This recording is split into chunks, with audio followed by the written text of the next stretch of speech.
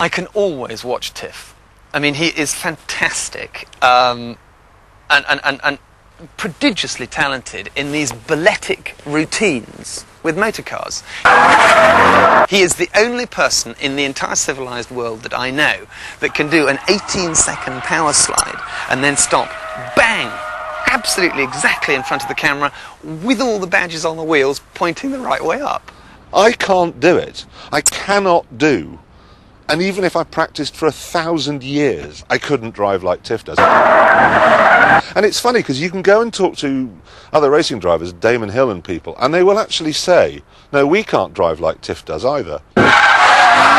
Tiff's drive is just superb. It's absolutely brilliant. He is a complete star. I mean, I would crash. I would just annihilate an entire suburb before I came to rest. But Tiff, he is the man. Respect. Do they mean me?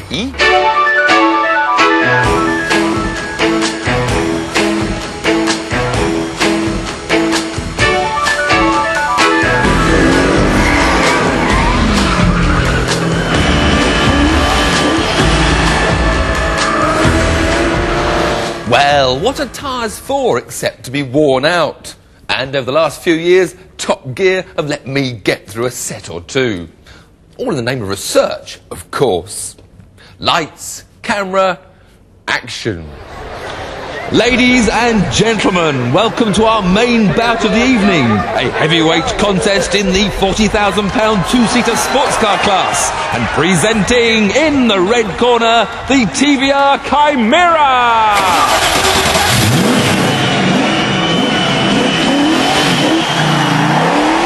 The defending champion from Blackpool, England, the British Bulldog with 5-litre V8 horsepower that's got a reputation for a big punch.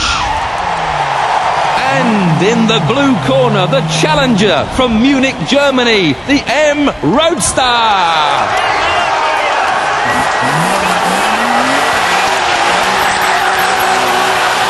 The young pretender, the German wolfhound that's just moved up from lightweight to middleweight and now with a 3.2-litre straight six, the heavyweight division.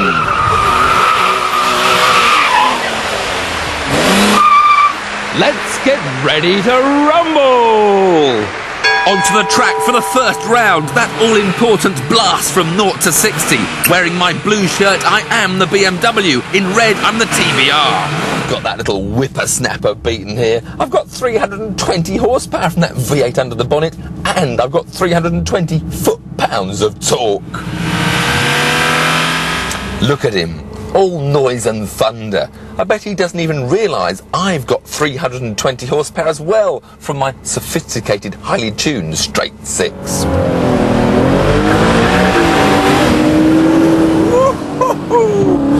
Eat my dust! Okay, you've got the edge on me there, but then you're built light. I'm carrying an extra 300 kilos, which makes me stronger. Let's move on to round 2 and see how well you brake. There's the mark, and stop! Beat that! Haha, he hasn't got ABS. Watch this. 80 miles an hour.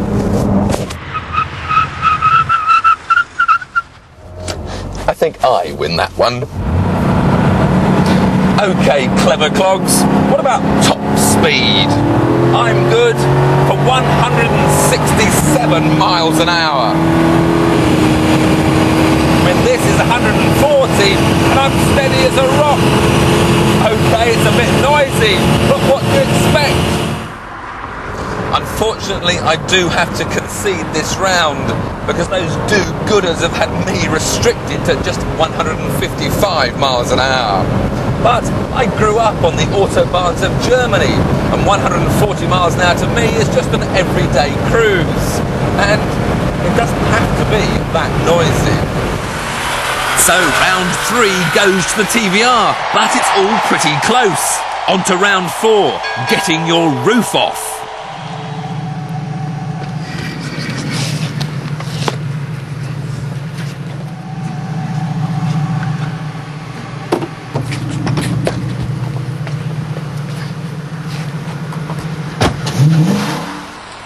that was all a bit of a palaver. Got your stopwatch ready? 1, 2, 3, 4. Bye. Okay. Now, let's get down to the meat of the test. Let's get out onto the handling circuit.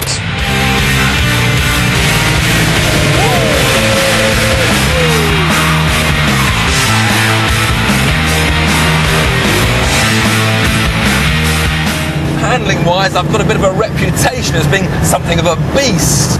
But, taken sensibly, I've got power steering nowadays. And round this long corner, the balance is nice and neutral. Whoa! That's a bit of a problem having my 320 foot-pounds of torque. When the rear end breaks away, it does it pretty quick.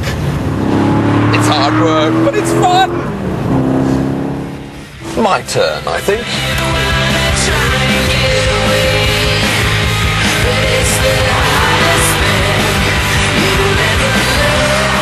My big plus points are this lightweight controls. The steering's nice, the gear chain's nice, and going into this third gear corner, I can brake in with my ABS, power out with mild understeer that just gradually straightens up. No drama. See, all that torque is all very well for acceleration, but that's what makes your rear wheels spin so suddenly. I must confess I'm a bit disappointed with the engine note they've given me. I could have had a bit more of a roar, but this handling is a joy. So the BMW takes round 5, round 6, style and accommodation. The retro style of the Roadster provides plenty of chrome and two-tone leather, but boot space is a major weakness. The TVR has a more traditional and very luxurious interior. The golf clubs simply drop in the boot. And I think you'll find the driving position in my TVR very comfortable. It's got all the right legroom and arm room and plenty of nice padded leather around. Round 6 to the TVR and the judges are left with a difficult decision. 3 rounds have gone to the challenger, BMW's M Roadster, and 3 rounds have gone to the 5-litre TVR Chimera. The result, an honourable draw.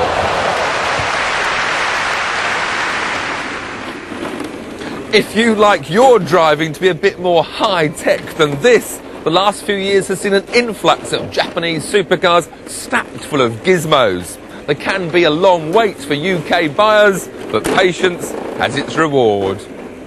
It seems hard to believe that it's now over 2 years since Nissan MotoGP finally gave in. We cajoled.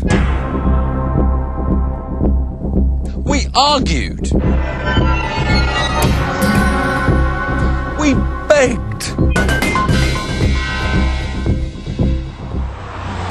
And eventually they brought their wonderful Skyline GTR to Britain.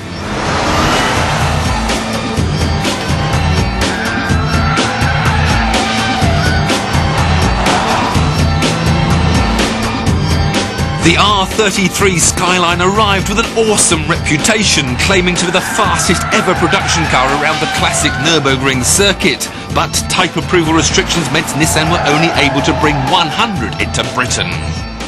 Within 9 months, they were all sold.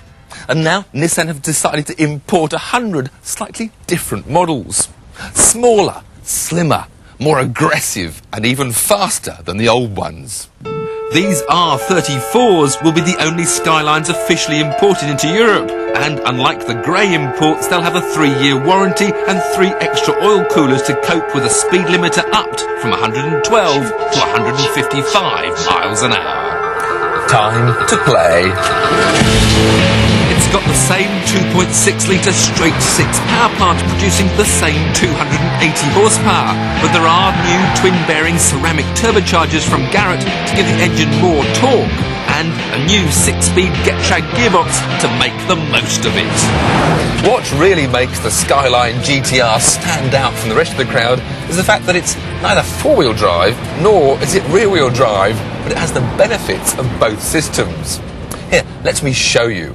With the very impressive multifunctional display set to show the torque split between the front and rear wheels, in gentle driving, no power at all is going to the front. Accelerate hard though, and all of a sudden 7.1 kilogram meters of torque has been sent to the front wheels to help the traction. But it's only really when you come to a corner that the gauge begins to come alive. That's got some kilogram meters on it now. Oh yes, and there's one other little special on these 100 British cars. They've unlocked the G-meter display, so that if we come to a halt, select the G-meter, it'll show us just how clever we are under acceleration. And it'll show us how much G we can pull during cornering.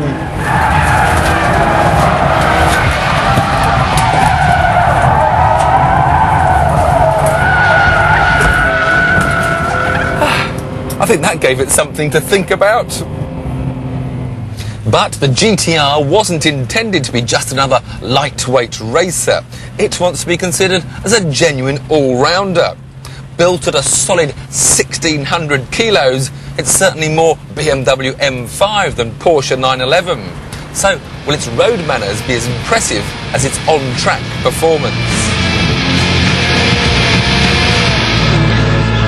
Out on the public roads, it's suddenly far more important to keep your eyes on the speed meter rather than the G-meter, because whatever gear you're in, the Skyline provides rib-crushing acceleration. Of course, you wouldn't expect the GTR to have a Rolls-Royce smooth ride, but it doesn't even have the comfort of a 911, let alone the M5. The car jiggles all over the place. The ultra-low profile tires are pulled this way and that by the surface of the road. But it's something I can soon live with and happily accept for the awesome grip that the car provides. And the GB cars have a little bit of extra comfort because the racing seats are clad in Connolly leather to comfort you. But perhaps the most important test for a car with a price tag of about £54,000 is whether or not it can hold its head high amongst what is, after all, a pretty classy field. It accepts the clubs. The question is, will the club accept the car?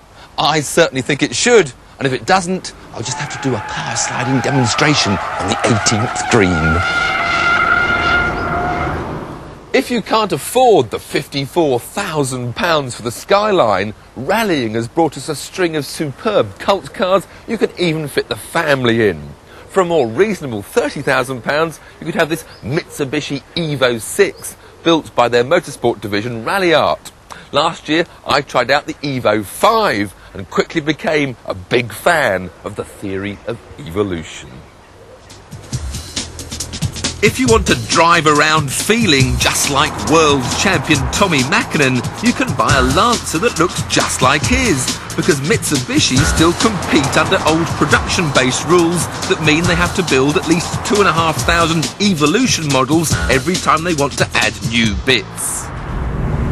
And this is the Evo 5, with the Evo 6 due in a showroom near you any day now. The Evo 5 brought to the Lancer a wider track, which meant wider wheel arches, and it also got that big adjustable wing at the rear and increased ducting to the all-important intercoolers at the front. Now, whilst a 276 horsepower four-wheel drive rally car might sound like a ferocious beast, out on the public roads, this Mitsubishi is as hard as you want it to be. Of course, if you stir the gearbox and open the throttle, there's an awful lot of acceleration available. Indeed, this Mitsubishi will accelerate from 30 to 50 in fourth gear as fast as a Ferrari 355. So in effect, you've got a four-door saloon with the same sort of performance as a Ferrari or a Porsche 911, and all for a relatively modest £30,000. But to really appreciate the performance of a car like this, you really need to join a club and get on a track.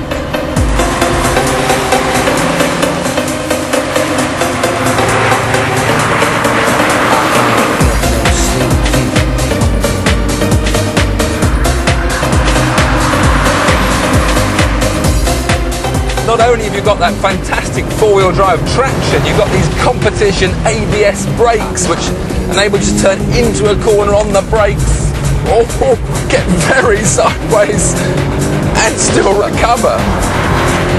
This really is a toy and a half. But this is a rally car, so what we need is some hairpins to use some handbrake turns. Oh, that's how Tommy would do it. That's better. Up to the next little left-hand corner. Power in. Another hairpin. More handbrake. And out. Oh. The incredible thing sitting inside this Lancer is that the dials and dashboard, you could be in a sort of executive or a repmobile even. But underneath you, there's 7,000 revs available, and it just covers ground faster than you can believe.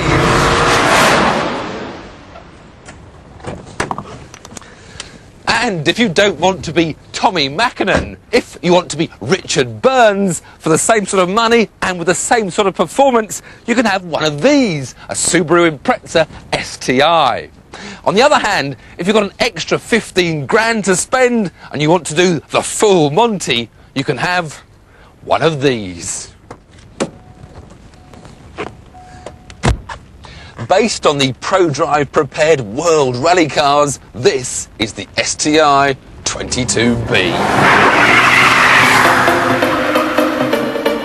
Subaru go rallying under the new world rally car regulations, which don't demand outlandish road cars to be made, but they just couldn't resist building 424 of these replica racers. Now, in these politically correct times, Subaru have decided to claim that this 22B only has 280 horsepower, about the same as the Mitsubishi. But anyone who gets behind the wheel and floors it can feel an awful lot more. And in fact, 350 horsepower is being quoted as the average figure, and I can certainly believe that. It's also lighter than the Mitsubishi, nearly 90 kilos lighter, and in fact almost the same weight as the world rally car that Burnsy is driving. But the thing about this Subaru is it's a bit stiffer than the Mitsubishi. It doesn't really inspire the same instant confidence. It understeers and then snaps. It doesn't seem to flow across the road as nicely and neatly. And again, even in rally mode, the handbrake is much sharper than on the Mitsubishi. Out on the public roads, the extra stiffness of the Subaru is even more obvious. With so much low-down grunt from that turbocharged engine, you don't really need to use the 8,000 revs on offer. But with this close ratio gearbox, you seem to be forever changing gear. But the bit I really like about cruising in this Subaru is that look of the bonnet, the look of that big power bulge that we've seen so often going on board with Colin McRae over the past 3 or 4 years, and now our boy Burnsy. There's no doubt it's the Subaru that gives the bigger adrenaline rush and scores top marks for macho image. But if I had to use one of these two cars as everyday transport, it would be the Mitsubishi. Since their classic Le Mans battles of the 50s, Jaguar and Aston Martin have been waging war, constantly leapfrogging ahead of each other in their battle for supremacy as top British sports car. And when Jaguar supercharged this XK8 to create their XKR, they eclipsed their rival's DB7. But not for long. Now Aston are fighting back. They've launched a range of works-prepared options. Take your DB7 to Newport Pagnell and they'll fit 4 new wheels, some improved elliptically grooved disc brakes, 6 new high-tech Coney dampers, and mount your steering rack on bits of Prestolon, which all helps it to do, well, this. I think we'll start with the traction control off.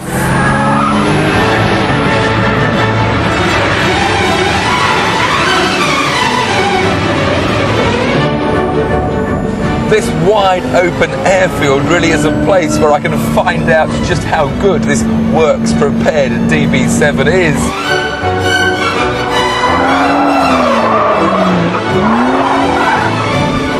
When the DB7 first came out, I have to say I wasn't that impressed with its handling. It rolled too much, there wasn't enough feedback through the steering, the brakes were a bit squirmy, they faded.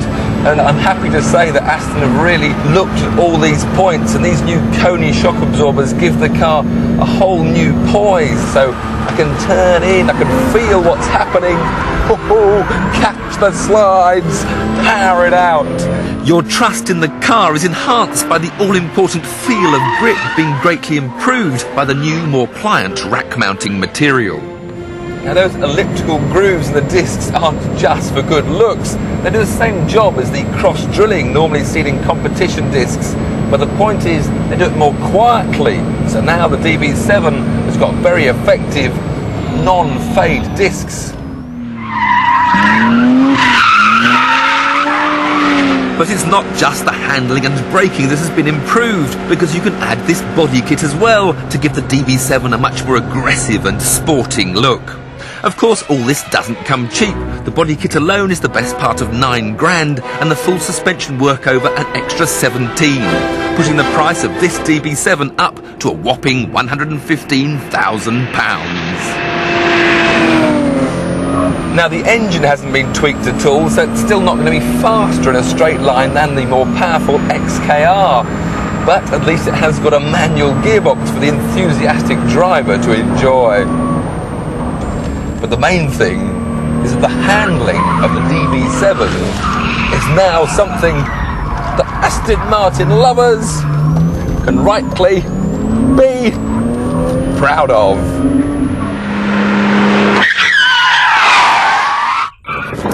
Okay, so you can almost buy two XKRs for the price of this works-prepared DB7. But what you now get with this Aston is a car which is not only far more exclusive, but one which now out-handles the big cat. I wonder what Jaguar's answer to this is going to be. Well, funnily enough, there is one Jag that's also been substantially upgraded.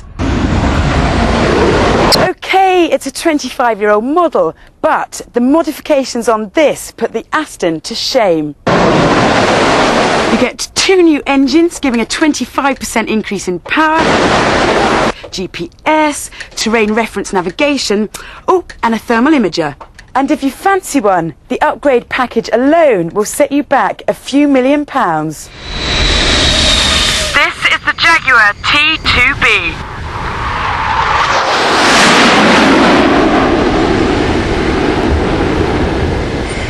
Stuffing loads of gizmos into these 25-year-old planes may seem a bit like putting a CD multi-changer in an Austin 7, but in reality it means we get 50 viable frontline fighters for another 10 years for a fraction of the price of Manchester United.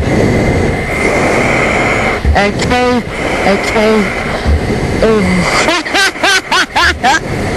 If you've got the right stuff, they'll actually pay you to do this. But don't even think about it if you're looking for an easy ride. My machine will beat Tiff's into the weeds when it comes to performance, because I have a top speed of 700 miles an hour. I've also got 30,000 pounds of thrust and can pull 6G in a bend, which makes it a far better handling machine than the Aston. Unlucky Tiff. Yes, that's all very well up there in the air, but bring that Jaguar down here on the road and I'll sort it out. A straight drag race, Vicky and her Jaguar Grand Tourer against me and my dinky little DB7.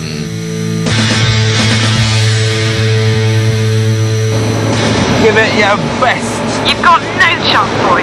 No chance.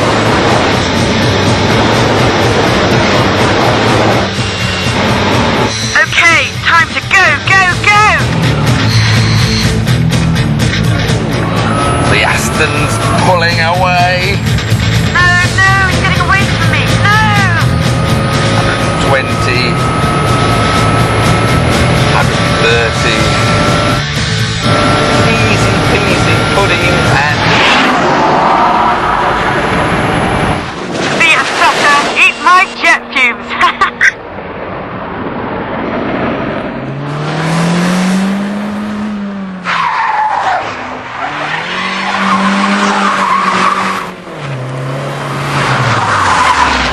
me in a Nissan Micra? Well, yes and no.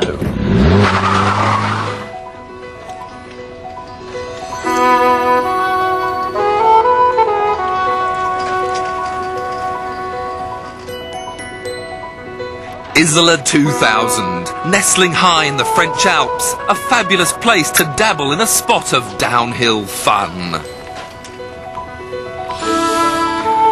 Ah, the fresh mountain air. Now, what'll it be today? Touch of skiing, or perhaps I'll try that snowboarding. No, they're both a bit dangerous. Mind you, Isola does offer another winter sport.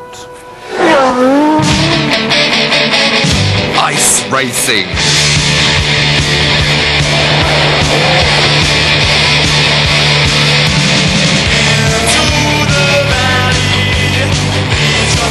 This is the sport chosen by Nigel Mansell for his latest comeback at the Chamonix 24-hour event.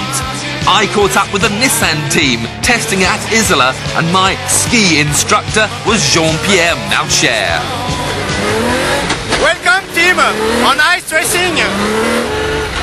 Oh, Tiff, driving on ice, it's something very special, very acrobatic, and you have to turn very early for each corner and very hard, because something very wrong is understeering, and if you want to avoid understeering, you have to do something like that. You turn this like that. And you turn very strong, and then you put throttle flat and use gearbox for third and 4 and 5. Fifth gear on ice. Braking is also very difficult, of course. Oh, I'm being a passenger!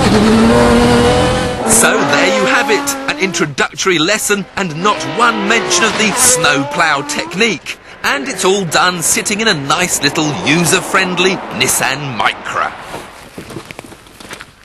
However, instead of having a 75 horsepower 4-cylinder engine in the front, this Micra's got a 410 horsepower version of the QX V6 in the back. It's also got a space frame tubular chassis. It's got permanent 4-wheel drive. It's got 4-wheel steering. And the only way to get grip on ice is with these skinny spiked tyres. My turn to drive, I think.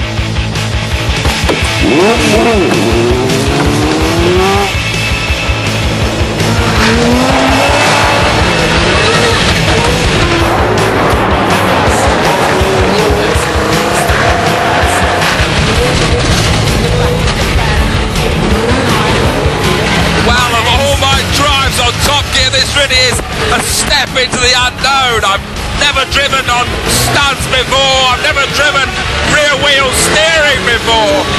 I've really no idea what to expect.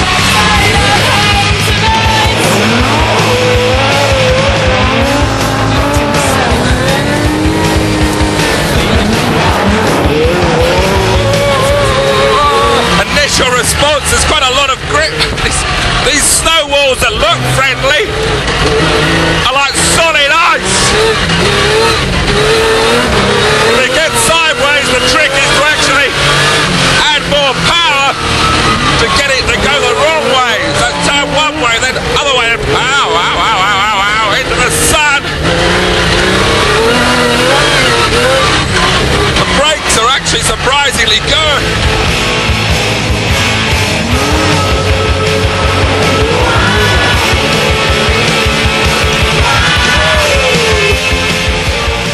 My first spin.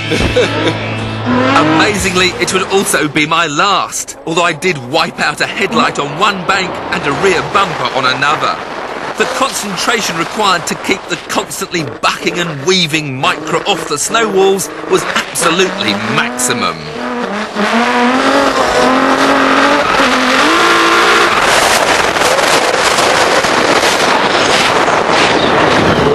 But the satisfaction of getting it just right was superb. Yes, you can forget about skiing and snowboarding. This is the winter sport for me. Ever wondered why my helmet is orange?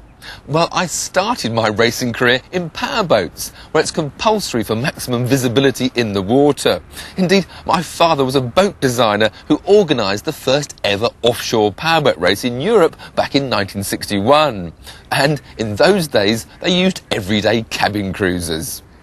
But nowadays, the top level is contested by these out-and-out racing boats, complete with their fighter plane cockpits. All far removed from my dad's original ideals. But there is still one formula that I think he would approve of.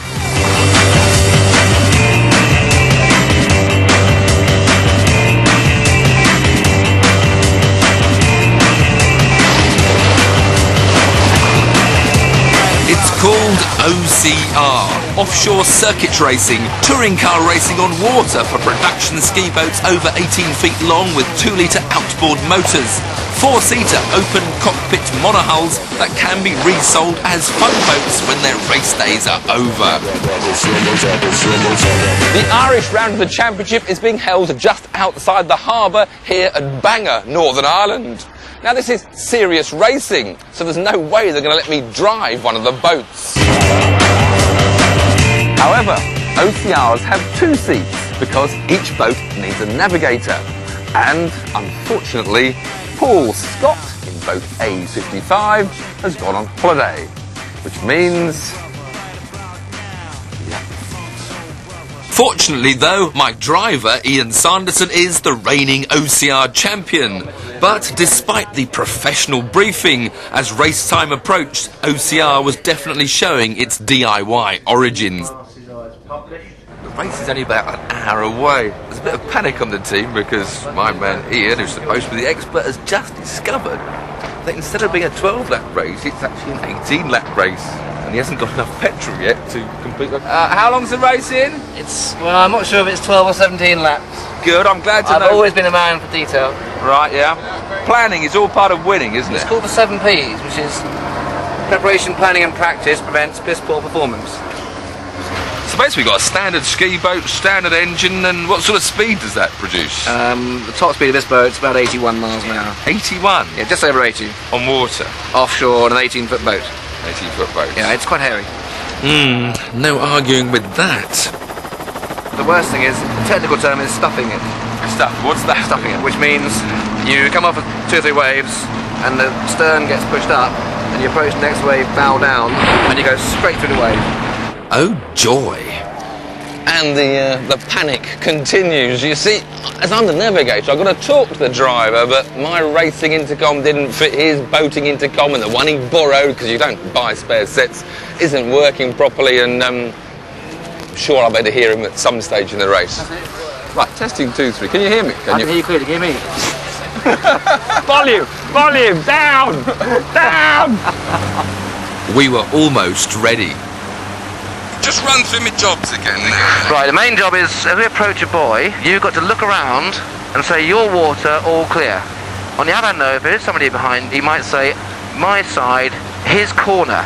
Now, I can't cut in, I've got to go carve wide, and then get right up fast on the trim to try and keep ahead of him. It's going to be quite a hairy race. It's much rougher than yesterday.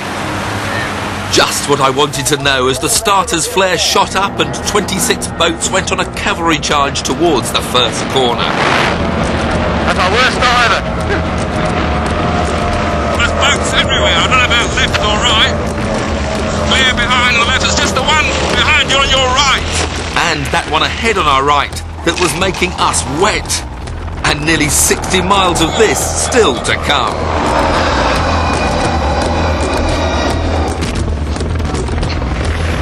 And we're in the lead.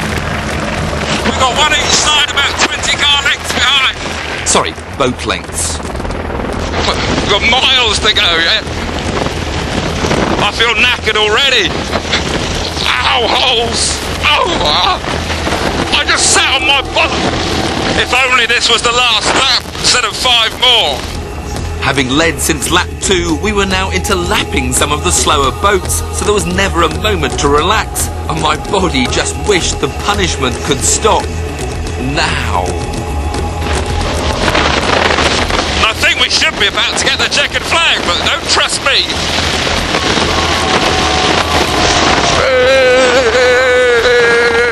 After an hour of hanging on, I was exhausted. Help! Where's the osteopath? Where's the osteopath chiropractor? But it's amazing how quickly the elation of victory can lift your spirits. And after the luxury of an OCR budget dinner, when it comes to party time, the boat boys leave the car racing milk monitors floundering in their wake. This Lotus Elite was Colin Chapman's first ever closed car, and nowadays they've become collector's items. But his legendary 50s sports car, the 7, lives on thanks to Caterham cars.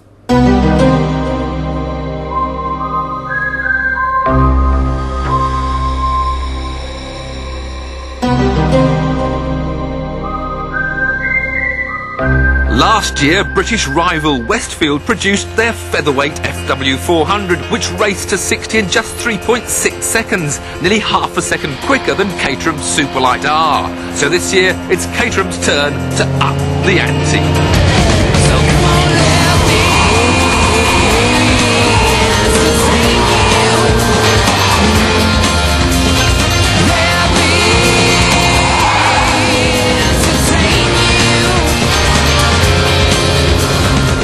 The Superlight R500 still isn't as light as the carbon fibre Westfield, but what Caterham have done is to squeeze an extra 40 horsepower out of the Rover power plant to give the 500 a power-to-weight ratio of 500 bhp per tonne, which means it can launch itself from 0 to 60 in just 3.4 seconds.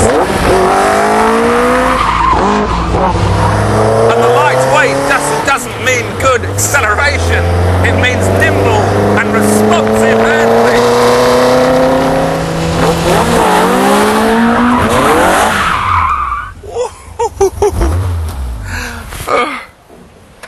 Now, to put all this power to weight ratio into some sort of perspective, just imagine that at 460 kilos, this little Caterham is just half the weight of a Ford Fiesta, equivalent to about 5 well-built rugby players. A Ferrari 550 Maranello may well have nearly 480 horsepower, but it weighs over 1,600 kilos, the same as the whole rugby team put together, which is why it can only get from 0 to 60 in 4.9 seconds. Indeed, even if you could cram that glorious 5.5 litre V12 Ferrari engine into this little tiny Fiesta, it still wouldn't have a better power to weight ratio than the little Caterham. From the outside, it looks little different to any other 7, continuing the windscreen-free Superlight tradition, but adding lighter magnesium alloy rims, body-hugging racing seats, and a carbon fibre dashboard with a rev counter red-lined at 9,200 RPM. The 7 has come a long way since its birth 40 years ago.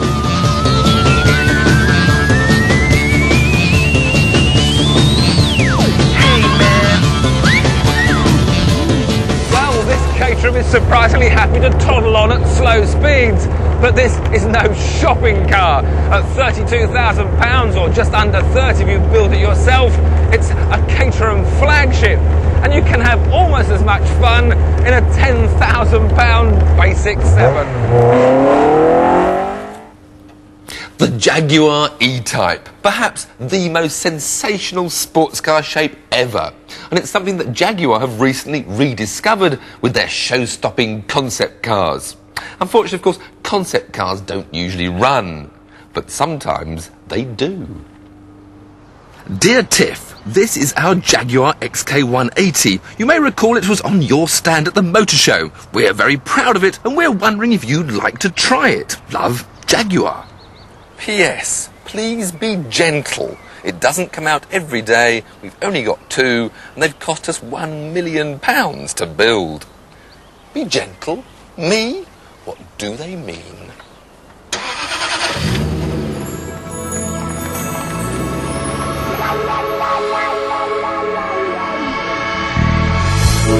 To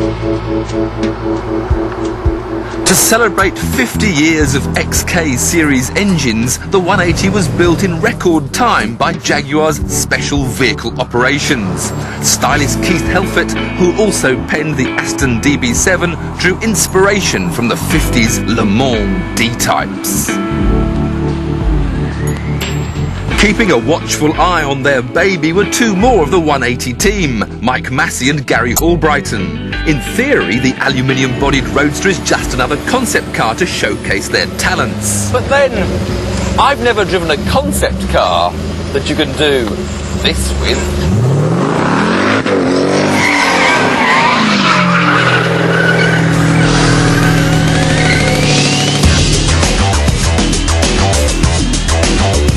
Underneath that gorgeously handsome bonnet is the same 4-litre supercharged V8 that powers the XJR Saloon and the XKR sports car.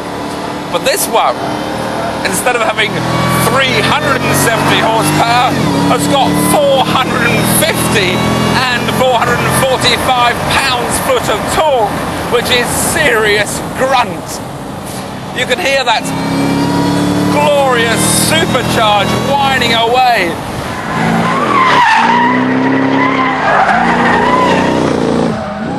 The chassis is based on that of an XKR, but it's had 5 inches cut out of the wheelbase. That's the distance between the front and rear wheels. It's also lost 8 inches off the front and rear overhang. So it's got a short wheelbase, all the weight's in the middle, and it means I can just have some fun. Hours sliding it round the corners. Oh, joy of joys. Just testing? The gearbox also comes out of an XKR. It's the same 5-speed Mercedes unit, but the J-gate has lost its 3rd leg. So when you want to go for manual up and down changes, you have to use these little buttons on the steering wheel, which make it even more fun.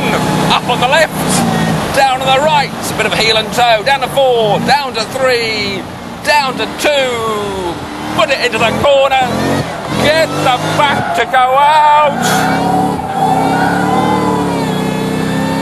The XK180 is named after its theoretical top speed, and on May the 30th it will be part of a Jaguar Jamboree that visits the Belgian motorway where the XK120 lived up to its name in 1949. But surely all this isn't just for show. Surely they'll build road cars for sale. Well, apparently not. Too costly, they say. But they could change their minds, couldn't they?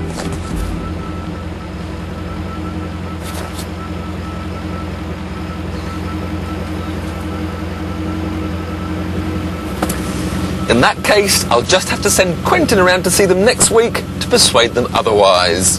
In the meantime, I think I'll go for another little drive.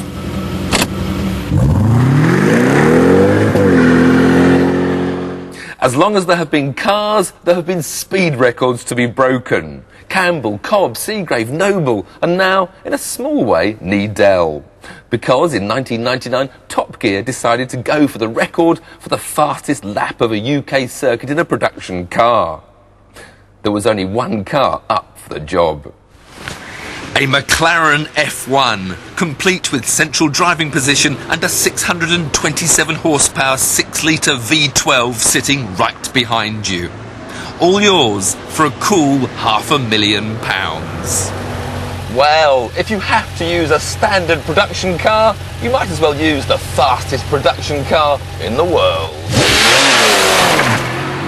The machine that I borrowed is McLaren's own development model that had just set a new straight-line speed record of 240 miles an hour in Germany, so I thought I'd better drop into their service centre to get it prepared. It's here that customer versions are refettled, and you begin to realise why these cars cost so much to build when you find an engine bay lined with gold, because that is quite simply the best material to reflect the heat generated by the awesome BMW V12 power plant.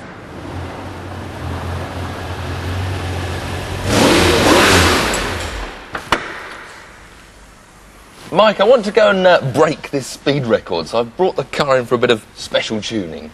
This car doesn't need any special tuning, Tiff. We may come along and hold your hand, pump the tyres up. Otherwise, it's ready to go. Ready to go. Indeed, the only special preparation was a light beam onto the ground linked to some highly complex computer gadgetry in order to precisely and independently log the car's real speed. And the first job was to get this calibrated on the mile straight at the Millbrook Proving Ground, the location for our record attempt. As with any record-breaking, conditions really do need to be perfect. You need the right weather window. And today, we haven't got it. Still, at least I've got an opportunity to go out and have a look at the track.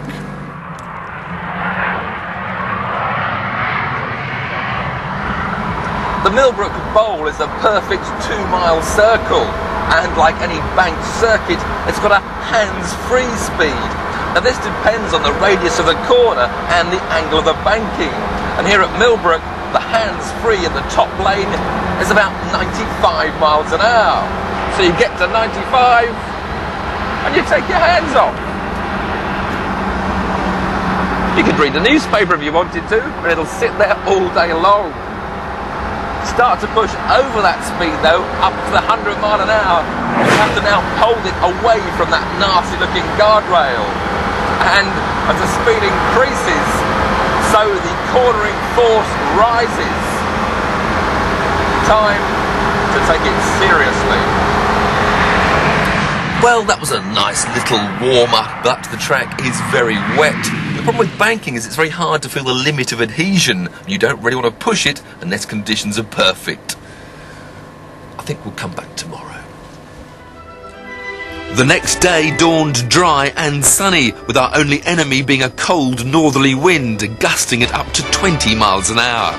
To break the record, we needed 2 independent witnesses, paramedics, a fire crew, and the McLaren team. They were all ready. All that was needed was someone to boldly go.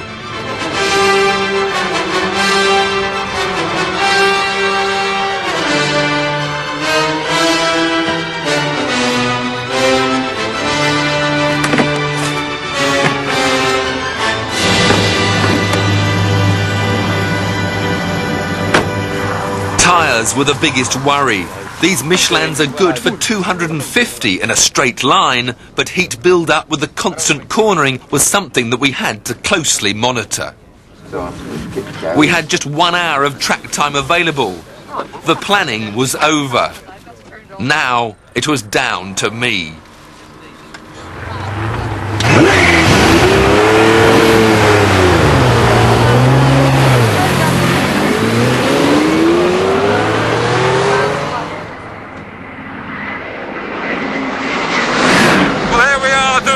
Mere 177, and it feels great. I feel a bit like an astronaut heading into the unknown. Not quite sure what's going to happen next. This is very quick. Just trying to look as far ahead as possible. Relax the hands. I feel it kicking into the wind there as you turn on that 1.25 mile. It's really the crosswinds that's going to cause us any problems today. And, of course, that ever-present risk of overheating the tyres. Time to have them checked before firing up that fabulous V12 once again to go out for a crack at the record. Right, 175 wasn't too bad. Let's try nearer that 180 mark we need to exceed to break this record.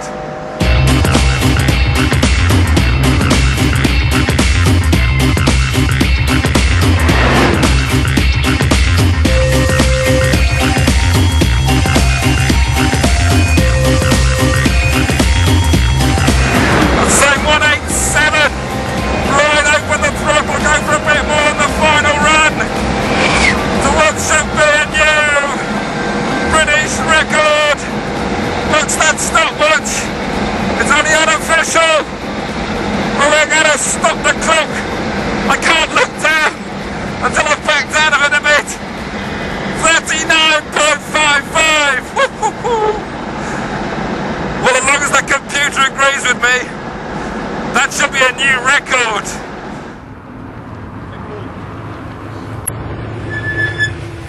Average speed 183.0. You've done it. Well done, Tiff. Hey, 183. We'd broken the record by nearly 3 miles an hour, and the car had only felt slightly unstable during the change in wind direction. I knew there was more speed available, but how much more? For the first time, I nailed the throttle to the floor in top gear.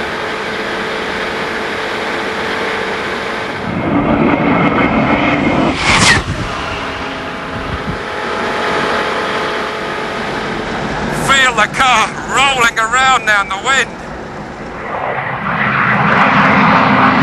Car beginning to feel a lot more sensitive now. I eased back and hung on to complete the lap, but the back end was beginning to wander badly. All was not well, and a quick inspection of the rear tyre revealed why. But what was the official speed? Average speed 195.3 miles per hour. Maximum speed 200.8. Well done, Ted. And the blisters on the tyre proved we'd reached the limit.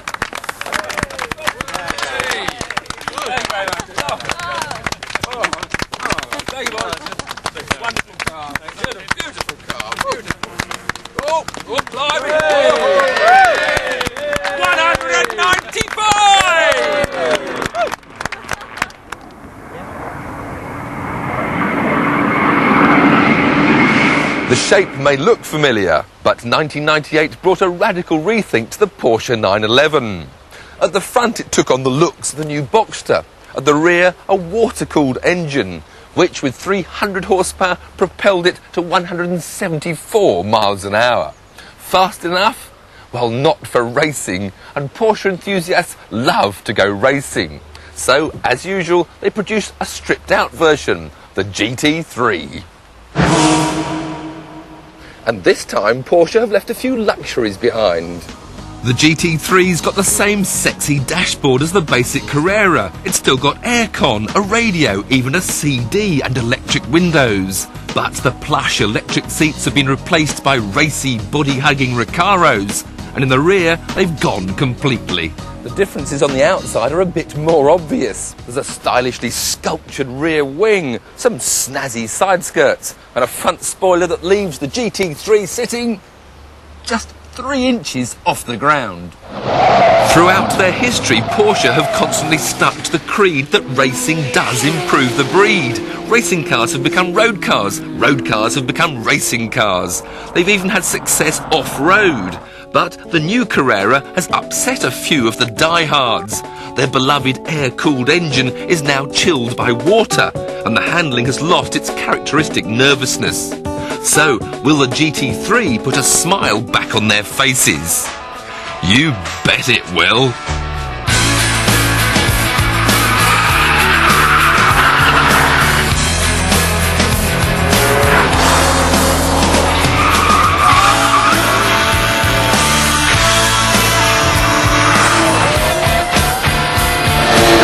Gone the standard Carrera's flat 6 3.4 litre engine, and in has come a race-bred, non-turbocharged version of the 3.6 litre unit that powered Porsche's GT1 car, and with lightweight titanium conrods, there's now 7,800 glorious revs on tap. And when you get to that magic mark, you've got 360 horsepower under your right foot. But this GT3 isn't just about a 911 with a different engine. It's much more about handling, because the current car is criticised by some for being a bit too sanitised, a bit too understeery. Well, this GT3 has got pinpoint steering. You go straight into your apexes. But the trouble is, you don't have to worry a bit about the tail end, because if you give the throttle too much too soon, you get very sideways. Whilst this steering is incredibly responsive. It's perhaps a tad on the light side. It wants to be a bit heavier for track use. And in fact, much of the feel of the car sliding comes through this wonderful Recaro seat that really holds you to make you part of the car. It's real, genuine seat of the pants driving. Oh, this is the sort of car that'll keep a smile on my face all day long. It is a bit too wild at the rear end, but part of the GT3 is the fact that it's got adjustable anti-roll bars and an adjustable rear spoiler. So if I wanted to, I could perhaps tweak them to make it a little bit more neutral in handling. But hey, I'm not complaining. With a price tag of £75,000, just 40 of the 1,500 or so GT3s to be made will be right-hand drive. Any potential Carrera buyers who intend to take their car on track to have a bit of fun that can get their hands on this GT3 version will find they get an awful lot more fun for the extra 10 grand.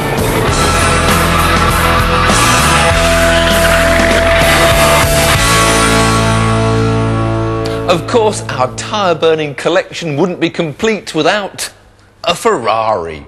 They haven't always been as gorgeous as this 246 Dino, but there were no worries with the new 360 Modena.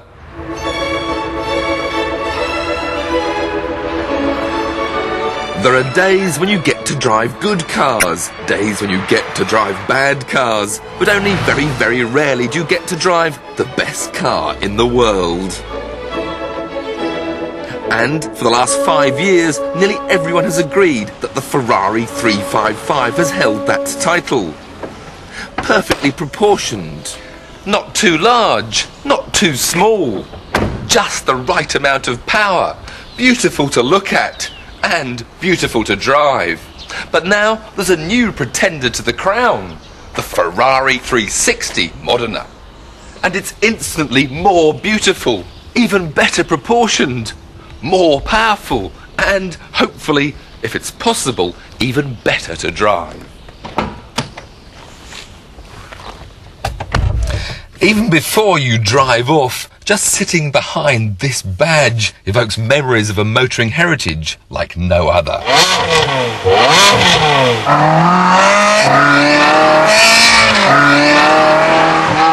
Prices start at just over £101,000. The top speed is 183 miles an hour and it will accelerate from 0 to 60 in 4.5 seconds. But bald figures are just the start. Ferrari president Luca de Montezemolo wanted a car to take Ferrari into the next millennium. It had to be lighter, faster, easier to use every day than the fantastic 355. And on top of all this, it had to give a heightened sense of driver involvement. This is the F1 version of the 360, with the second generation of Ferrari's 6-speed paddle gear change. But for me, I'm already rather missing that beautifully tactile gear lever with the fantastic slotted Ferrari gear change. All part of that emotive joy of driving a Ferrari. But having said that, this automatic up change is very effective, very smooth. Up with the paddle on the right, down with the paddles on the left. Very smart. There's Formula One style technology in the engine as well, with a fly-by-wire throttle and reduced internal friction helping to boost the power of the 3.6-litre V8 to a magical 400 bhp. The 360 is also 80 kilos lighter, with aluminium replacing steel wherever possible and extruded sections forming the bulk of the chassis. There are beautiful castings where the suspension is fitted, and that's aluminium as well, with double wishbones both front and rear. And all that hidden beauty is matched by stunning looks. For me, the true measure of whether or not I like the shape of a car is if I want to wash it, and my 360 would be forever spotless.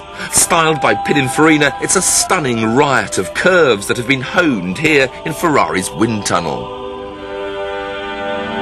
Ferrari spent over 5,000 hours in the wind tunnel perfecting this glorious shape, creating all the airflow through to cool the engine. But at the same time, they were creating extra underbody airflow to increase the ground effect, the pressure that forces the car into the road. And in fact, they've managed to quadruple the downforce that the 355 had.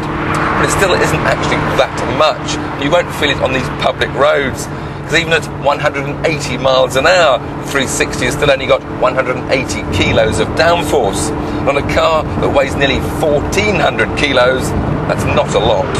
Indeed, at a more modest 60 miles an hour, that downforce tails off to only around 50 kilos. But then I guess every little helps. More impressive, however, is how everyday usable the 360 is. There's loads of room inside, the instruments are perfect, and unlike the 355, the steering wheel adjusts for both rake and reach. But does this practicality come at the expense of the performance that created the legend? Time to switch off the traction control, put the suspension in sports mode, and put the handling to the test on Ferrari's own Fiorano circuit.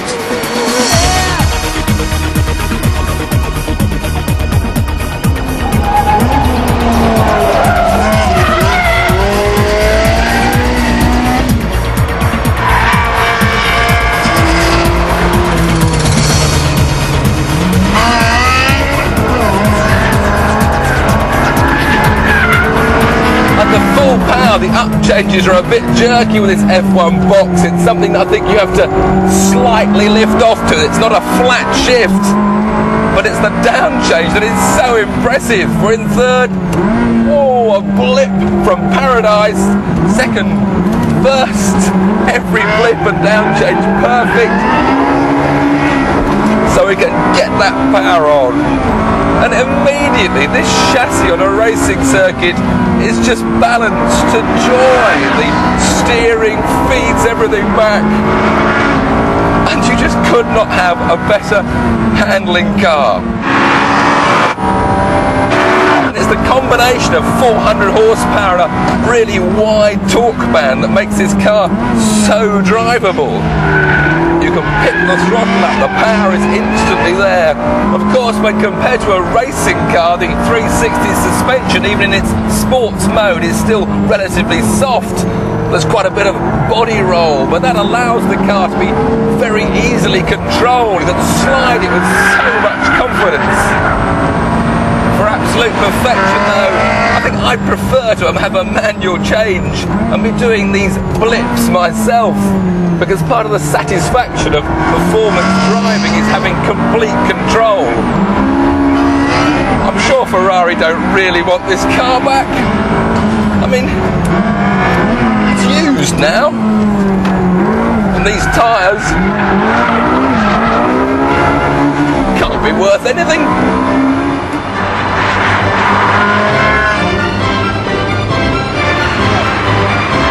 I really didn't want to give the 360 back. If I had £100,000 to spend on any car, there would be no choice. This is the new best car in the world. The king is dead. Long live the king.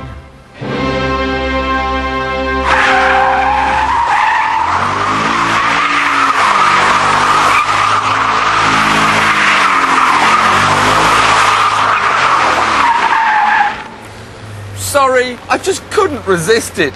And there is only one item left to go. Mind you, it is one in which I use more rubber in one day than the average driver needs in a decade. All thanks to a car that BMW said they'd never make.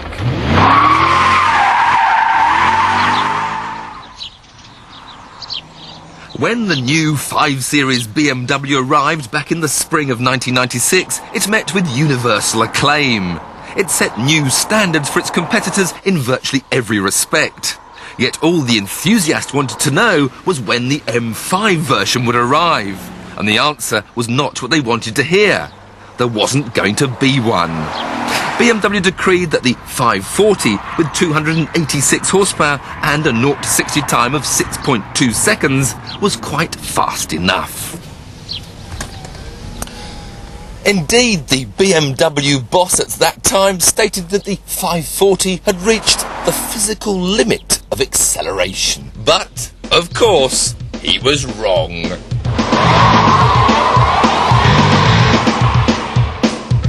Just 18 months after the 5 Series launch, the 370 horsepower version of the supercharged 4-litre Jaguar XJR arrives and wafted to 60 in just under 6 seconds. Although the ride quality is excellent even on this old airfield surface, the handling isn't exactly pin sharp, and nor is the feedback through the steering. But then this is an English gentleman's car. You're not supposed to switch off the traction control and drive like a hooligan. So, here goes.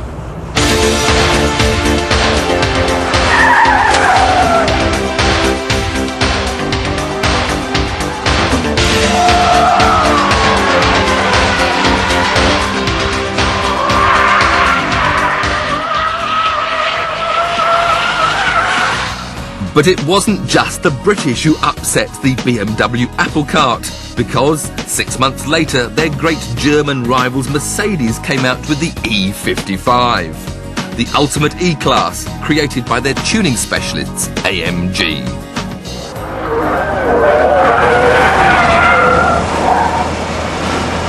The normally aspirated 5.4-litre V8 only has 354 horsepower, but it's lighter than the Jag and it's got more torque, so it's faster from 0 to 60 by almost half a second. A slightly firmer ride and more road noise make the Merc less comfortable than the Jag, but it also makes it a better handling car. We now have not only traction control, but the very latest in driver aids. Automatic skid control, or ESP in Mercedes' case. That's the individual wheel braking that helps counteract any understeer or oversteer. And even when it's switched off, the Mercedes still keeps its traction control, but only at speeds under 50 miles an hour.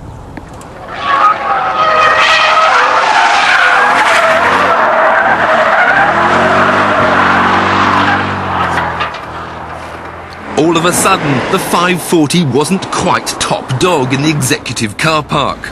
Eclipsed by both Jaguar and Mercedes, pressure for a new M5 increased, and the reply wasn't long coming.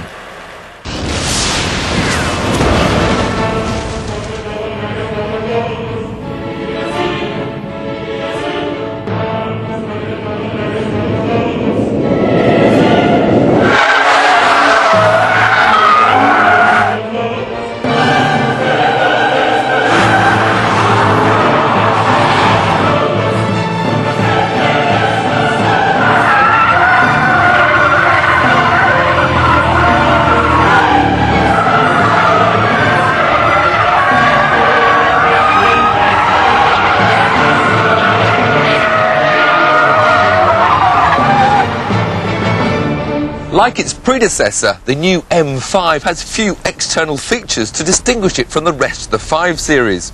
It's a classic wolf in sheep's clothing, with little to give away the power that lurks beneath.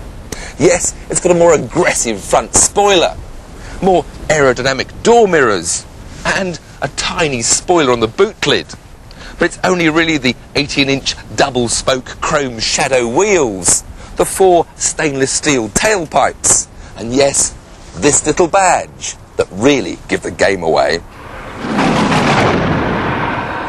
With a 5-litre V8 pushing out 400 horsepower, the BMW leaps back to the front of the pack, threatening to crash to 60 in just 5 seconds, with the sort of high-tech engineering you'd expect from its motorsport breeding. It's a car for the new millennium, when BMW returned to the Grand Prix scene. Indeed, the M5 has the most technically advanced road car engine in the world, and like a racing engine, it needs to be warmed up gently. Warning lights suggest changing gear below 4,500 revs until the engine is up to temperature, and even then a 6,500 warning remains before the 7,000 limit is reached. Complete with a slick 6-speed manual gearbox as standard, you get all this for a fiver under £60,000. Just over 500 less than the Merc, but £9 grand more than the Jag. BMW's stability control system is called DSC.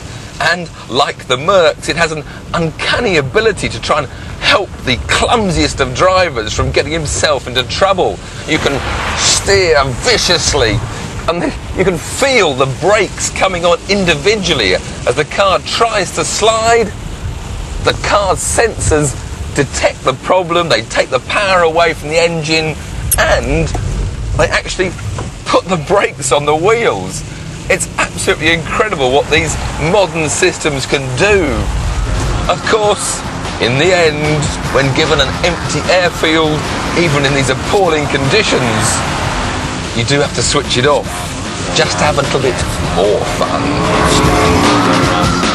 This car is so beautifully balanced, it's like putty in my hands. Can't stop the rock, can't stop the rock, you can't stop the rock, can't stop the rock, you can't stop. The threat from Jaguar and Mercedes has been washed aside, even when I demand the impossible. The 360-degree spin is easily controlled. This car really does take you back to the future.